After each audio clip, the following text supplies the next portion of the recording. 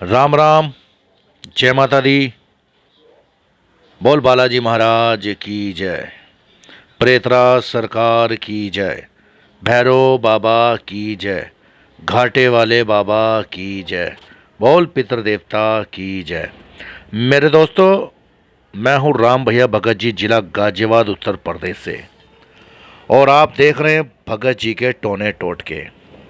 मेरे दोस्तों, इस वक्त अभी मैं पहुंचा हुआ हूँ बालाजी, मेहंदीपुर, जिला दौसा, राजस्थान। और आज मैं आपको अहम जानकारी दूंगा यहाँ पर क्या खुला है, क्या बंद है, क्या खा सकते हो, क्या नहीं खा सकते हो।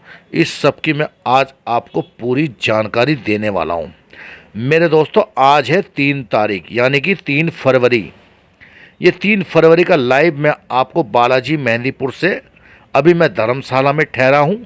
और शाम को जितने भी लोग हमारे साथ यहाँ आए हैं उनके संकट काटेंगे, उनकी परेशानी दूर करेंगे। तो मेरे दोस्तों देखो, जितनी मुंह उतनी बातें। जैसा गुरु होगा वैसा ही रास्ता होगा, वैसी ही मुक्ति होगी। मेरे दोस्तों, सब जितने भी भगत लोग हैं बालाई से जो जुड़े हुए हैं, अपने अपने ज्ञान के अनुसार लोगों को रास्ता दिखाते हैं। मेरे दोस्तों, कुछ लोगों का कहना होता है कि बालाजी में कुछ नहीं खाना चाहिए, कुछ नहीं पीना चाहिए, दूध नहीं पीना चाहिए, मीठा नहीं खाना चाहिए। मतलब कि तरह तरह का ज्ञान जो भक्त लोग आते हैं यहाँ पर अपने अपने हिसाब से गाइड करते हैं। और मेरे दोस्तों, जैसे कि मैं आपको बताऊं, जो परहेज होते हैं वो परहेज होते हैं जिसके ऊपर संकट होता है, यानी कि ऊपरी परेशानी होती है, यानी कि जिसके ऊपर किया कराया या कोई भूत प्रेत का साया होता है, उसके लिए नियम होते हैं। अगर मैं अपने ज्ञान की बात करूं, क्योंकि जब मैं इलाज करता हूं तो मैं नियम उसी के करता हूं जिसके ऊपर परेशानी होती है। अब ये नहीं यार, मतलब एक, चलो उदाहरण के तौर पे मैं एक बात आपसे पूछना चाहता हूं। मेरे दोस्तों, जो बीमार होगा वो ही दवा खाएगा या पूरे खानदान को दवा खानी पड़ेगी? अब आईसीयू में वही तो भर्ती होगा या पूरे खानदान को भर्ती करना पड़ेगा? अब डॉक्टर उसी को तो दवा लिखेगा जो बीमार होगा। यानी कि अपना अपना ज्ञान है, अपनी अपनी विचारधारा है। तो मेरे दोस्तों, मैं जब बालाजी का कोई केस पकड़ता हूं या किसी का निवारण करता हूं तो हम लोग उसी के लिए नियम बनाते हैं जिसके ऊपर परेशानी होती है। परिवार को इसमें नहीं घसीटते हम। तो मेरे दोस्तों, बालाजी में परहेज उसके लिए ज़्यादा डिफिकल्ट होते हैं जिसके ऊपर संकट परेशानियां होती हैं। अब आप जानते हैं मेरे दोस्तों, वहाँ पर तरह तरह के लोगों ने भ्रम फैला रखा है, डर फैला रखा है। वो बेचारा ना तो कुछ खाता है, ना कुछ पीता है, ना वहाँ से कोई सामान ला सकता है। तो मेरे दोस्तों, अगर मैं अपने ज्ञान की बात करूं, जो मेरे गुरु ने मुझे सिखाया, जो मुझे दिखाया, तो आप वहाँ से कुछ भी सामान ला सकते हो खरीद के। बाबा की तस्वीर ला सकते हो, बच्चों के लिए ताबीज ला सकते हो, धागा ला सकते हो, यानी कि कोई भी सामान बेझिझक आप खरीद के ला सकते हो, कोई डर नहीं है।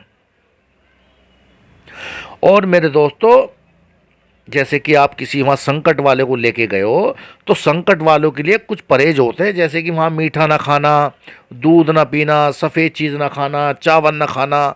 मगर जो परिवार के लोग होते हैं वो खा सकते हैं। अब वो ज्ञान आपको वो देगा जो आपका कार्य कर रहा होगा, जो आपका भगत होगा। समझ रहे हो मेरे दोस्तों? तो बालाजी में जब मैं जाता हूं, मैं रात को दूध भी पीता हूं, वहाँ मिठाई भी खाता हूँ, वहाँ खाना भी खाता हूँ। जो मुझे बाबा आदेश करते हैं मैं सब खाता हूँ, क्योंकि मैं डरता नहीं हूँ जब बाबा मेरे साथ है। समझ आ रही है? जाखो राखे साइया, मार सके ना कोई। तो मेरे दोस्तों, अगर बाबा के खेड़े में हो तो डर किस बात का। मगर परहेज किसके होते हैं? जिसके ऊपर ऊपरी बांधा या परेशानी होती है, जिसके ऊपर भूत प्रेत नाचते हैं, या जिसको कोई जादू टोना कर दिया जाता है, उसके लिए नियम होते हैं।